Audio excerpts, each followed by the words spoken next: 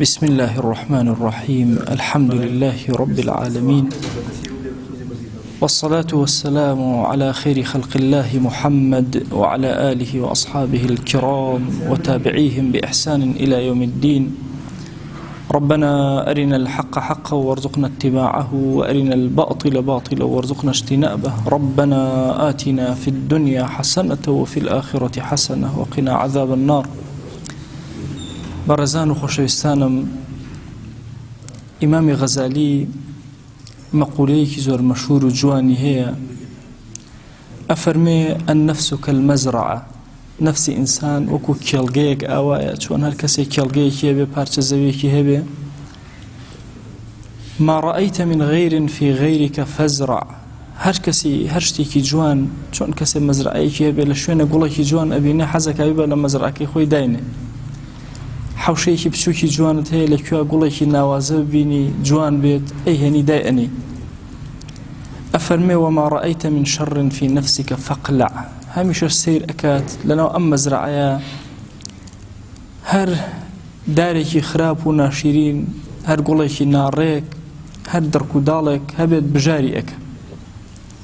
نەفسی ئینسان بالضەبط وەکو ئەو مەزرعە ئەو هەیە، هەمیشە کە سەیری خەڵکەکات ئەبێ بەڕاستی سیرکردنی بۆ خەڵک وەها بێ کەشتی جوانی تیا بینین شتە جوانەکان وەرگێ، وەرگرتنی شتە جوانەکان لە خەڵک زۆر وەرگەورێ.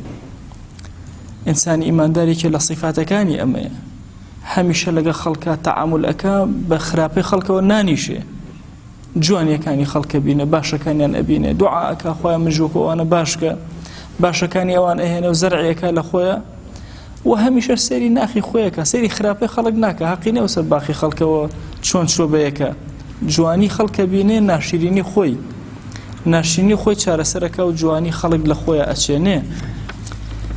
ئاینی پیرۆزی ئیسلام ئاینێکە بریتێ لە ئاینی حەضارەت، ئاینی شارستانیەتی، ئاینی ژیار. ئەم ئاینە پیرۆزە تەنها پەیوەست نییە بە دوورکار نوێژەوە ئێمە لە مزگەوتا جێبەجێکین، یان ڕۆژەکانمان بگرین، یان حەجی ماڵی خوا بکەین، ئەمان هەموویان لەناو ئاینە جوانەکە هەن. ئەم ئاینە پیرۆزە ئەگەر کورتی کەینەوە لە دوو کەلیمەیە، ئەڵێن بریتێ لە پەیوەندی تۆ لەگەڵ خوا، پەیوەندی تۆ لەگەڵ خەڵک، یا لەگەڵ مەخلوقاتی خۆ. ئەم ئەخلاقە بەرزانەی کە ئیسلام بۆ ئێمە ئەچێنێ و بۆ ئێمە باسەکە و ئەلحەمدولله لە میلەتی کووردا هەستیان پێ ئەکەین، زۆر گەورەیە. ئێمەی موسڵمان چێژێکی ئیسلامی وەرگرین، چێژێکمان هەبێ لەگەڵ ئیسلامە هەڵسوکەوتکەین. تەسەوور کە ئەگەر کەسێک بە حەیاتی لە عمری خۆیە غەیبەتی نەکردبێ، چێژێکی ئیسلامی ڕەفیعی هەبێ، لە شوێنێکە غەیبەت کرێ، یەک لەحەزە خۆی ناگرێ. ها طەبیعەتی ئینسان لەبەرەوەی لەگەڵ بۆنی خۆشە، لەناو بۆنی خۆشە داینە ئیسراحەتەکە، بەڵام لەگەڵ بۆنی ناخۆشە بە لەحەزات خۆی پێ ناگیرێ ئەڕوا. بە هەمان شێواز کەسی ئیماندار ئەگەر بێت و لەناو ناشرینیەکانی گوناها دابنرێت، تەحەمولی ناکات، چونکە ئولفەتی پێوە نەکردو. ئەگەر ذەوقی ئیسلامی کارکە، ئەگەر فعلەن چێژی ئیسلامی لەما کارکە. ئەمڕۆ زۆر دیراسات هەیە لەسەر ئەوەی کە ئەتەکیەتی فڵانە جیهەت چۆنە، چۆن بە خێراتنی میوانەکەی، چۆن خواحافیزی لە میوانەکەی. ئێمەی موسڵمانی شتێکمان هەیە ناوی ئەتەکیەتی ئیسلامیە، ناوی ذەوقی ئیسلامیە، هەر شتێکی ناو لێ بنەی. کۆمەڵی صفاتی زۆر تایبەت و بەرز هەن، تەنها لە موسڵمانە دەستەکەوێ.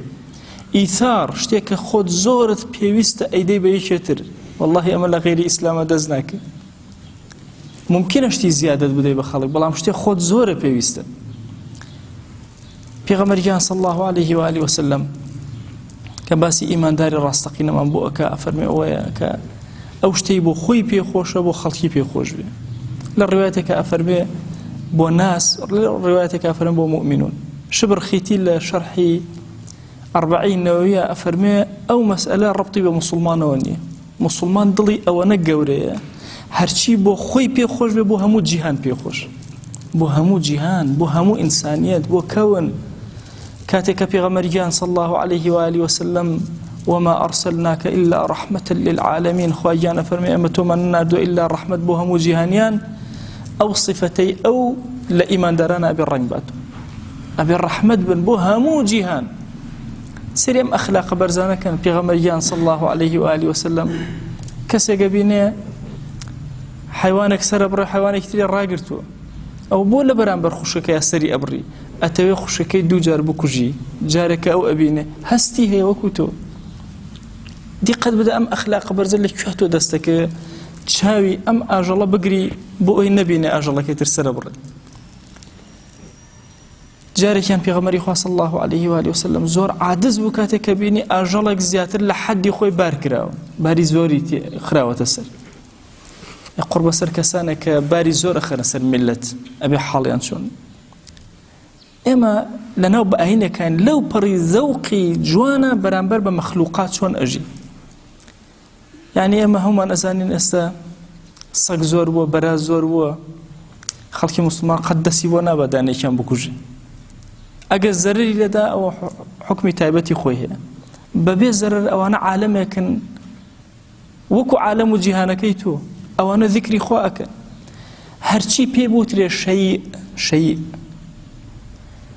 ورحمتي وسعت كل شيء خواجانا فرمان رحمتي من هموشتي كدا بوشيوا مسلمان مأمورة برانبري بزانت شون تصرفك شون هالسكوتك دارك أبيني تونيتي حكمت أقايلني آيو بدا توي مسلمان أركي سرشان تكنه يلي توني بي لبردم مالك تابيني مزرعيك و كزگوی ناداتی ارکی سرشانی توی مسلمان اقل دیبی بویا کسی ایمان دار اخلاق کانی زور برزن لمروایتیش تنان درجه اچه قالبی شيء او هرچی شيء كذكر يادي خواك لسرزوی و تسبيحاتك رحمتي توي ایمان دار ابي بريك اما يك الين ذوقي اسلامي لهر کسی که هبت چيجي اسلامي بس خريكي خوي ابي گناهي خوي حقيني مسر خلقه اگر خوا محاسبه نك لامر بالمعروف والنهي للمنكر النهي للمنكر شي ناكل والله خوا بوي دانا وبوي النهي للمنكر اكا بوي ايمان دار ابي واز لخلقي ولخوش من بيني لبين يكتر ابي حقي خو من بي شلون تصرف اكين بجواني لقال خو مانا ضلي خو مان شلون سازكين تصورك كسي وهي جنجي جواني مسلماني وهي عباده طاعتي باشكا بتشوار غيبتها مو ادورني بالضبط شلون كسي قمارك ايواريته فلسفينيه كاسبيكي زورك هموي ببلاش دا بخلق هموي تسليمك زمي امك او خرابه او ارى والله فلان حزب او ابو اميتر عايد فلان حزب بكلنا عقيده او يترطوني اما ناز خوي مشغول كذا بشتانك اوي كحقنا بس خويتي بويا امجورا سبحان الله شتانك زوركو اكنوا سبحان الله لقيامتها لمفلسه كان أو كسيك ليرة مدعية نابي حاكم به كز نابي بناوي خوا وليرة بالريال بدا إما هما اجتهادات هي لدينا أم دينا عظيمة زور حضارتك قورية هر كسابة كاري خويك خريكي كاري خوي بي تي جوابي خوا ديتوا مسلمان الدعوة لسرقيتك لبردهم رب العالمين خواجان غيبتي كردوم قردين أزانك تو تي جواب ديتوا هم كردوا وكانت شنكي أبا بميلي خوي للرواية كافر بميلي خوي للرواية بميلي خدا يعني تو ورا أي عبد شون خود مشغول أكي بخلق بويا كاري إيما بينيني جوانا لخلقها حلق يشاني خرابة لخومان إيما مشغولي خومانين اعتنا بنفسي خومانك حق ماني بسر كسب أجر لكوا دعوة بانقوازي شمان كرد تنها أونديك رب العالمين أمري بيكرن كخرابة كان قران كاري بسرابين أما ناكاتا وإنسان مسوان دز بقريبا كلاوي خوي بارنا يبانا خير كاري إما بريتيا للدعوة بانقواز همو مالكي سرزوي أبي وشي خوا الله تبجي همو مالكي سرزوي بستيكي سرزوي أبي بكرابة تجي سجدي إما إيمان دار إما خليفة كان إخوة لسرزوي أو حكمي إخوة لسرزوي أو عدالتي إخوة لسرزوي أجرينوا بلام نك بباسي عيبي خلق بباسي جوانيا كان أمتي إسلامي هندي أخلاقي برز هن كلام برنامج أما هن لبرنامج ترى دزجير دنابه كي أيوة دعاء جرابة دعاء سهموما أقرب ما دعاء من جرابة كم جارين دسكين بشون يشكرنو حولداني كي زور قرآن خيرني زور باش مخواجان دعاء كان من جرابك أقرب ما دعاء من جرابة هموما هولي أوادين ك باشترین جۆری عیبادەتمان کردێ بۆی دوعاکەمان گیرا بێ. ئەی ئەگەر بەڵای ڕووی تێکردین یەکسەر ڕێگەی بەرماڵەگرین بۆی خۆی گەورە بەڵاکەمان لەسەر لابە. بەڵام سیرکەن پێغەمبەریان صلى الله عليه وآله وسلم شون أفرمي من أراد أن تستجاب دعوته يا يستجاب دعوته هر کەسێک ئەوێت دعوەکەی دوعاکەی گیراوە کوربەتەکەی سەرشانی بەڵاکەی سەرشانی ناڕەحەتەکەی سەرشانی لا بچێ فليفرج عن معسر مرۆڤێکت بینی لە ناڕەحەتیا بۆ ڕزگاری کە تۆ دوعاکەشت گیرا بوو بەڵاکەی سەرشانی خۆشت لاچ. ئەمەی کە کەسێک معسیر بێ مەرجە ئیلا معسیری مادی لە مادیا کەوت بێ هەر جۆرەی ئەسار و ناڕەحەتی لەسەر عەبدێ لابەری تۆ ئەبیتە کەسێک کە دوعاکانت گیرا ئەبێ بەڵام موسیبەت لەسەر لا ئەچێت. جا سەیری ڕاقیەتی ئیسلام و گەورەی ذەوقی ئیسلامی ڕەفیعەکەن بزان چۆنە کەسی موسڵمان بۆ خۆی ناژی بۆ دەوروبەری ئەژی بۆیە لەکوێ ناڕەحەتێکت بینی بڕۆ دەرگای لێ بکەرەوە. ئەتەوێت لەژێر سێبەری عەرشی خوایە حەشر کرێ ئەی هاوار شەو هەستە شەو نێشکە بۆی لەژێر سێبەری ئەوە حەشر کرێ هەستە خەریکی خواناسی زۆر گەورە بە ئەزانی هەندێک هەن خاوەنی شەوی زیندوو نین خاوەنی هەیئەتی ئیسلامی نین بەڵام لە پێش ئێمەمانانەوە. ئەفەرمێ من ئەنظەرە مؤسیرا کەسێک قەرزت داوە بە کەسێک نیەتی بداتەوە تەحەمل کە لەسەری چاوەڕێکە تاوەکو خوا دەروی لێ ئەکاتەوە مەبەست کەسی فرت و فێڵباز و ئەوانە نییە کەسێکە فعلا قەرزار بووە کەوتووە چاوەڕێکە دەی ئەگەر چاوەڕێت کرد ئەظله الله يوم القيامة تحت ظله يوم لا ظل إلا ظله لەو ڕۆژەی کە هیچ سێبەرێک نە سێبەری خوا نەبێ تۆ لەژێر سێبەری ڕەب العالەمینای کە کەمێک وەستاوی لەسەر عەبدێک کە نیەتی بدات لەگەڵ ئەوەشا فەرموویەتی ئەخلاقی ئیسلامیە کە هەد بوو یەکسەر بێ قەرزەکانت بدەیتەوە چونکە لەی الواجد ظلم لە فەرمایشێکە مەطل الغنی ظلم ئەو کەسەی کە هەی بێت و تەخیر کە قەرزەکەی گوناهبارە بێ بەڵام تۆش کە کەسێک قەرزاتە بە تایبەتی لە مۆزە و زروفەی ئێمە لە هەرێمی کوردستان تەحەمولت هەبێ لەگەڵ قەرزارەکان تا لەژێر سێبەری عەرشی ڕەب العالەمینە خۆتە بینیتەوە. سەری ئەم ئەخلاقە بەرزە بکە مسلمانێک بینی گوناهەکە عیبەیەکی عیبەکەی بشارەرەوە مەیڵێ ئەگەر خەڵک باسی کرد سەتریکە چونکە تۆش عیبباری بۆی خوا سەترتکە. سەری ئەم ئەخلاقە بەرزەکە من ستر عیبا لأخيه المسلم ستره الله في الدنيا والآخرة. يعني ئەگەر تۆ عەبدێک لە عەبدەکانت سەتر کرد لەبەر خاتری خوا عیبێکی هەبوو شارتەوە گوناهێکی کرد بە ئاشکرا تۆ بینیت شارتەوە والله تۆ گوناهی ئەەکەی ئەو خوا عەزیمە ئەو شارێتەوە لەم دنیا گوناهەکەی ئەشارێتەوە لە ئاخرەتە ئەشارێتەوە چۆن والله عەبدی وا هەیە زۆر ئەترسێ لە گوناهێکی لە ئاخرەتە فەزەح ببێ خوای گەورە لە پێش چاوی خەلائقیش ئیشارێتەوە. لە ڕوایەتێکە ئەفەرمێ خوا ئەوەندە کەریمە ئەگەر کەسێکی لێرە شاردەوە حتمەن لەوێ عەفوی ئەکە. بۆیە عەزیزانم ئەم ئەخلاقە بەرزانەی کە لەم ئومەتا هەن لە ئومەتانی ترا نین ئەم تەکافلە ئیجتیماعی و ئەم کۆمەڵایەتی بوونە لەم ئومەتا هەن لە شوێنی تر نین. تۆ بیرکەنەوە لە وڵاتێکی بێحاکمە ئەگەر ئاوە حاڵەتێکی کۆڕۆنا و ناڕەحەتی بێ و خەڵکە چی لێبێ ئەگەر ئەم کۆمەڵایەتی و ئەم حەضارەت و ژیارە ئیسلامی نەبێ کە وای لێکردون هەست ئەکەین هەست بە بەرامبەر چەندین کەسەیە بۆم ئەگەڕێتەوە بەوەسا هەژارێکم لە تۆڕە کۆمەڵایەتەکان بینی یا لە شاشەیەکی تەلەڤیزیۆن بینی لەگەڵ گریانی ئەوە گریام ئەزانی ئەم گریانە لای خوا چەند گەورەیە ئەزانی ئەمە شعوری تۆیە بەرامبەر بە مرۆڤێکی تر ئەزانی کاتێ ئاژەڵێک ئەبینی زوڵمی لێ ئەکرێ فرمێسکێک یە بە چاو تاو ئازارێک بە دڵت ئەگات چەند لای خوا گەورەیە ئەمە. بۆیە ئێمەی ئومەتی پێغەمبەری خوا صلی الله عليه و آله وسلم ئومەتی ذەوقی ئیسلامی بەرزین خاوەنی شارستانیەت و حەضارەتین هەموو کایەکانی ژیان واللهی دارێک کە ڕەنگی زەرد هەڵ ئەگەڕێ لە بێ ئاویە ئێمەی ئیماندار دڵمان ژانەکە بووی ئازار بە ناخمان ئەگا کاتێک ئەبینی سەوزایی زەوی کەم ئەبێتەوە کاتێک ئەبین ئاگرێک ئەکەوێتەوە هەندێک پوش و پەڵاش ئەسووتێ ئێمە ژان ئەکا دڵمان کاتێک ئەبینی لە شوێنێکە مرۆڤێک حاجە و پێویستی بە مرۆڤێکی تر هەیە یا زوڵمی لێ ئەکا مرۆڤێکی تر ئەوە تۆی موسڵمانی کە دڵت ئێشە کات و فرمێسک بە چاوتایەتە خوارەوە. ئەمانە دلیلی ئیمانن، علامەتی ئیمانن. کێ ئێوێ بزانێ ئیمانی بەروبوومی داوەیاننا با سەیری دڵی خۆی کا لەگەڵ خەڵکە. ئەگەر دڵت بۆ ئازارەکانی خەڵک ئازاری پێگەیشت، لەگەڵ نعمەتەکانی خەڵکا سوپاسی خوای کرد، ئەوە نیشانەی ئیمانی تۆ، ئەوە بەروبوومی ئیمان، ثەمەرەی ئیمانەکەتە. خۆ ئیمان تەنها قسە نییە. 1000 ساڵ وەرە لا إله إلا الله بوتن بڵێ لە دڵتان نەبێ، بەروبووم نەداتەوە. ئیمان عولەما فەرمویانە ئایا قەول و عەمەلە یا تەنها قەولە؟ ئایا چی یعنی ئیمان؟ ئایا تەنها تەقریرێکە لە دڵە یانە لە زمانە یا لە کردەوە؟ ئەرجەح ئەوایە ئیمان ما وقر في القلب ئەلێرە دائەمەزێ وصدقه العمل، کردەوەکان ئەوە بەروبوومی ئیمان.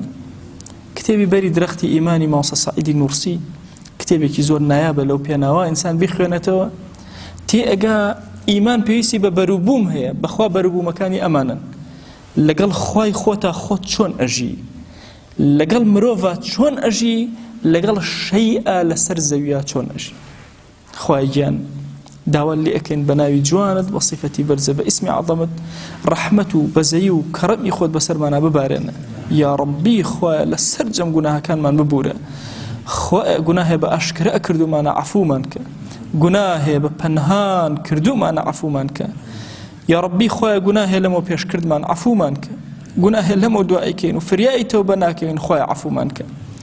یا ڕەبی خوایە گیان ئێمە بەرەو شەوانی قەدر ئەڕۆین، ڕەحمەت و بەرەکەت و ئارامی خۆت بەسەرمانە ببارێنە. بمان گێڕە لەو عەبدانەی کە لێیان ڕازی ئەبی یا ئەکرەم الئەکرەمین. خوایە لە ئاگر ڕزگارمان کە، خوایە داوا لێ ئەکەین بمان گێڕە لەو عەبدانەی کە بەسەری بەرزەوە بە خزمەت پێغەمبەری خوا صلی الله عليه و آله وسلم شادە بن. خوایە بمان گێڕە لەو عەبدانەی پێغەمبەری خوا صلی الله عليه و آله وسلم پێیان دڵشادە یا ئەکرەم الئەکرەمین. یا ڕەبی خوایە لە گوناهی دایک و باوکمان ببورە. خوایە بۆ خاتری گەورەی خۆت لە گوناهی دایک و باوکمان ببورە. خوایە ئەوان زەحمەتی زۆریان لەگەڵ ئێمە کێشاوە، خوایە لێیان ببورە. یا ڕەبی خوایە مەقامیان دەرەجاتیان عالیکە. یا ڕەبی خوایە داوا لێ ئەکەین بە ڕەحمەت و بەزەی خۆت لە گوناهی براو خوشەکانمان ببورە، لە گوناهی خزم و کەسوکارمان ببورە، لە گوناهی خێزان و مناڵەکانمان ببورە یا ئەکرەم الئەکرەمین. خوایە لە گوناهی وەچەکانمان ببورە تا ڕۆژی قیامەت یا ئەکرەم الئەکرەمین. خوایە لە گوناهی با و باپیرمان ببورە یا ڕەب العالەمین. خوایە لە گوناهی دراوسەکانمان ببورە. خوایە هەر کەس پیاوەتێکی لەگەڵا کردوین لە هەموو عومریا خوایە لە گوناهیان ببورە. یا ڕەبی خوایە سەرفرەزی بەردەم دیوانی خۆتمان کە یا ڕەب العالەمین. یا ڕەبی خوایە گیان تۆ خۆت ئەزانی مردوویەکی زۆرمان هەیە کەسیان نییە دوعایان بۆ بکاوە، ئێمە لەم منبەرەوە دوعایان بۆ ئەکەین. یا ڕەبی خوایە لە گوناهیان ببورە، خوایە لە گوناهی مردووەکانمان ببورە، پەروەردگارە لە گوناهی مردووەکانمان ببورە. یا ڕەبی خوایە سەکینەت و ئارامی بەسەر گۆڕستانەکانمانە ببارێنە. یا ڕەبی خوایە داوا لێ ئەکەین بە ناوی جوانە بە صیفەتی بەرزە بە ئیسمی عەظەمت، بەخوا پەروەردگارە ئەم موسڵمانانە سوجدە نابن بۆ تۆ نەبێ، دەستی دوعا بەرز ناکەنەوە بۆ تۆ نەبێ، بەخوا پەروەردگارە لە بەردەم کەسا خۆیان زەلیل ناکەن لە بەردەم تۆیان نەبێ. دێ ڕەبی خوایە هەر حاجەیەکیان هەیە بۆیان جێبەجێکە یا ڕەب العالەمین. یا ڕەبی خوایە هەر مسلمانە بێ حاڵ و ماڵە باڵداری کە. یا ڕەبی خوایە کچانمان کوڕانمان ماڵدار کە یا ڕەب العالەمین. یا ڕەبی خوایە هەر مسلمانە بێ مناڵە مناڵی پێ عەتاکە، ئەوەی بە مناڵە مناڵی ساڵحکە، ئەوەی قەرزارە قەرزی سەرشانی سووکە. یا ڕەبی پەروەردگارە ئەوەی نەخۆشە شیفای بۆ بنێرە. پەروەردگارە داوا لێ ئەکەین بە گەورەی خۆت ڕزقی حەڵاڵی پاکمان زیادکە. یا ڕەبی خوایە محتاجی حراممان مەکە، ئەوەندە حەڵالمان بدەرێ چاومان لە ئەوەندە حەڵالمان پێ ببەخشە پەروەردگارە چاومان لە حرام نەبێ. یا ڕەبی خوایە گیان حەڵاڵ لەناو بازاڕەکانمانە زیادکە، بەرەکەت بەسەر بازاڕەکانمانە ببارێنە. یا ڕەبی خوایە گیان داوا لێ ئەکەین کانیاوەکانمان هەڵقوڵاوکە، بیرەکانمان پڕئاوکە، بەرەکەت بەسەر زەرعاتمانە ببارێنە، بەرەکەت بەسەر بەڕووماڵاتمانە ببارێنە، بەرەکەت بەسەر بازرگانی و تیجارەتمانە ببارێنە. پەروەردگارە داوا لێ ئەکەین بە گەورەی خۆت ڕەحمەت و بەزەی خۆت بەسەرمانە ببارێنە. یا ڕەبی خوایە گیان ئومەتەکەی پێغەمبەری خوا صلی الله عليه و آله وسلم لە میحنەت و ناڕەحەتیایە خوایە بەهانامانە وەرە. یا ڕەبی خوایە ئارامی بەسەر ئەم ئومەتا ببارێنە، بمان خەرەوە سەر قاچەکانی خۆمان یا ڕەب العالەمین. حەضارەتمان زیاد کە یا ئەکرەم الئەکرەمین.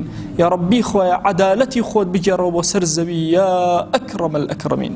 یا ربی خوایان زەلیلی سەرجێگەمان مەکە زەلیلی دەستی مرۆڤەکانمان مەکە محتاجی دەستی نامەردمان مەکە زەلیلی دەستی زاڵمانمان مەکە یا ربی خوای داوان لێ ئەکەین بە گەورەی خۆت بە کەڕەمی خۆت خوای سڵاوی ئەم مەجلیسە ئێمە بگەیەنە پێغەمبەری خوا صلی الله عليه و آله وسلم یا ربی خوای جان سڵاومان بگەیەنە ئەو خۆشەویستەمان یا ئەکرەم الئەکرەمین ناومان لە خزمەتیا بێنە یا ئەکرەم الئەکرەمین یا ربی خوای جان بە ئەندازی دەنگی هەنارەکانی هەڵەبجە بە ئەندازی نمەی بارانی باریوی ئەمساڵ بە ئەندازی چرۆی دار و درەخت بە ئەندازی سەوزی گژوگیاکان ئیلاهی سەڵەوات بۆ دیداری خۆشەویستمان ئەنێرین و پێ بگەێنەوە بێڕژێنە بەسەریا یا ئەکرەم الئەکرەمین یا ربی خوایە زمانمان کورە لە دوعایە بە زمانی پێغەمبەری خوا صلی الله عليه و آله وسلم دوعا ئەکەین خوایە ئەو خۆشەویستەمان لە هەموو عمریا هەر چاکەیەکی داوا لێ کردووی ئێمەی گونەهباری خەجاڵەت بە داوات لێ ئەکەین و پێمان عەتاکە پەروەردگارە ئەو خۆشەویستەمان لە هەموو عمریا